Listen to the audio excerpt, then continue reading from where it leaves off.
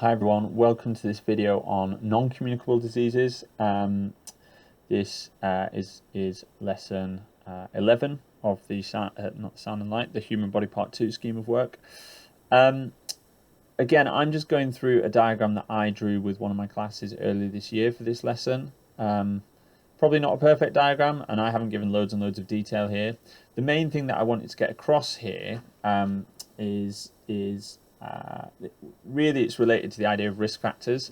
I suppose the first thing to say even before that is that in the previous sequence of lessons, from lesson 2 on germ theory all the way to lesson 10 on herd immunity, we've kept coming back to this one recurring idea, this big idea, this key concept that disease is caused by pathogens coming from outside and entering the body. And in lesson 2, in the germ theory lesson, we showed how that conception of disease was different to the kind of medieval and even earlier conception of disease, which was this idea in kind of medieval times. People thought disease was caused by these imbalances of humours. So things were happening inside your body that you couldn't really see, and that was causing you to get sick, and you had a bit too much of this fluid or not enough of this fluid or whatever. And that all changed with Pasteur to say that actually lots and lots of diseases are caused by microorganisms or pathogens getting into the body. But that's not all diseases, and it's really important that students are able to distinguish between the diseases that are caused by pathogens and diseases that really are caused by changes happening inside the body. And this is an opportunity to make this clear. And we'll look, when they get to GCSE, I mean, this is just one lesson at Key Stage 3, just to give them a kind of overview. When they get to Key Stage 3, they're looking a lot more detail about how some of these non-communicable diseases are caused. So they'll look at cancer and how that's caused by this kind of rapid multiplication of cells, uncontrolled multiplication of cells. They'll look at coronary heart disease in a bit more detail in the organisation unit or whatever that unit is called in your spec. And they'll look at diabetes in a lot more detail. And actually, we'll come back to diabetes a bit later on in the Human Body Part 2 scheme. So the way I introduce this, and again, bearing in mind this is really, at Key Stage 3, just an overview lesson. I just drew my familiar gingerbread person, and I just showed some parts of the body where actually these changes happening inside the body can cause nasty things to happen. And I really emphasised to students that these were different cases to the communicable diseases that we've looked at so far.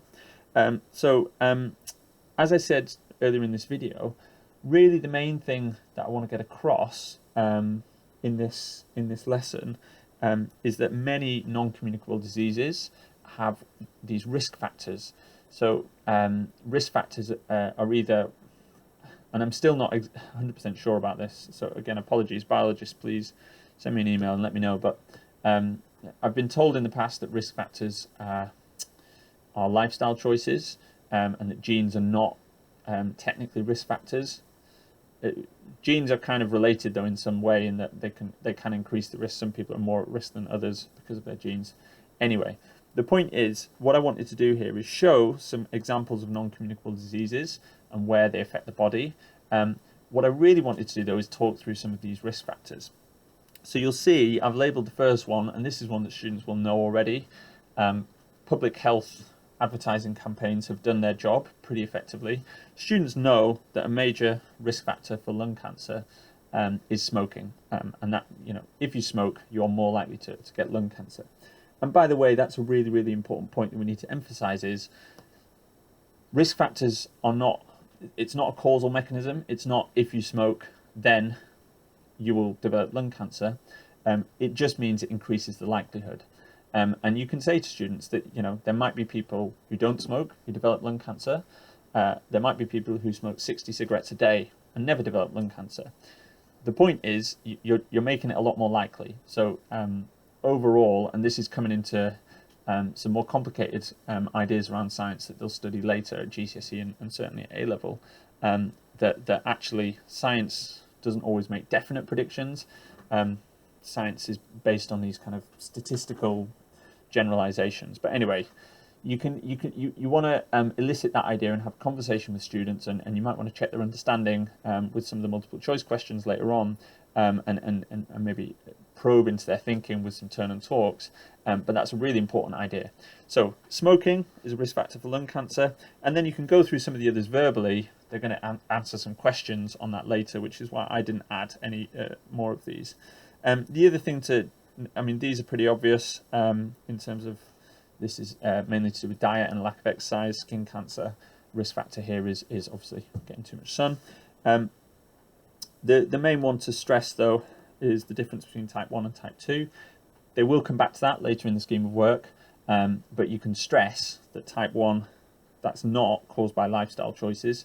That is a genetic condition, whereas type 2 diabetes really is caused by lifestyle choices. So obesity is a really major risk factor for type 2 diabetes. So that's a quick overview.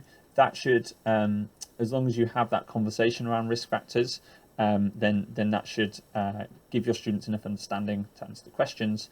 In the next lesson, we'll move on to the nervous system and homeostasis.